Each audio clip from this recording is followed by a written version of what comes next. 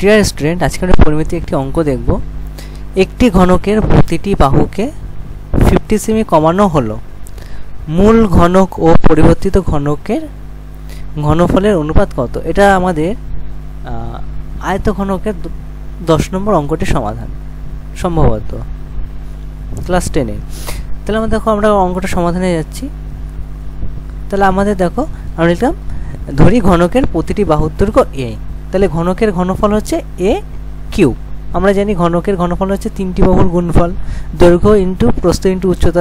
সেখানে আমরা লিখছি এ কিউব, ঘন একক।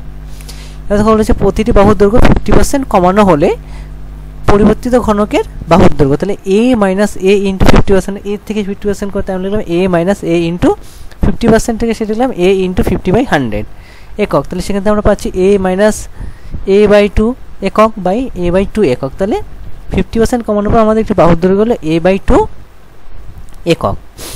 তাহলে এবার পরিবর্তিত ঘনকের ঘনমূল, মানে আমরা 50% কমালে যে ঘনকের ঘনফল কত হবে সেটা আমরা বের করছি। তাহলে আমাদের একই ফর্মুলাতে এ কিউব, তাহলে আমাদের এখানে বাহুর দৈর্ঘ্য হচ্ছে a/2, তাহলে a/2 কিউব ঘন একক। তাহলে সমান সমান আমরা এ কিউব করলে a কিউব বাই 8 ঘন কিউব। এটা হচ্ছে আমাদের পরিবর্তিত ঘনকের ঘনফল। এবার আমাদের যেহেতু জানতে হয়েছে মূল ঘনক ও পরিবর্তিত ঘনকের ঘনফলের অনুপাত, তাহলে এটা মূল ঘনক ও পরিবর্তিত ঘনকের ঘনফলের অনুপাত সমান a cube is to a cube by 8। ঠিক আছে, সেখান থেকে আমার দেখো নিচে 8 আছে, তাহলে উভয় পক্ষে 8 দিয়ে যদি গুণ করি তাহলে 8a cube is to a cube লিখলাম।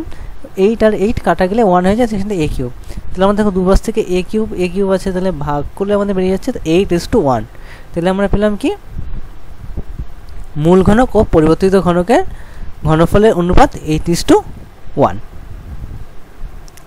Thank you.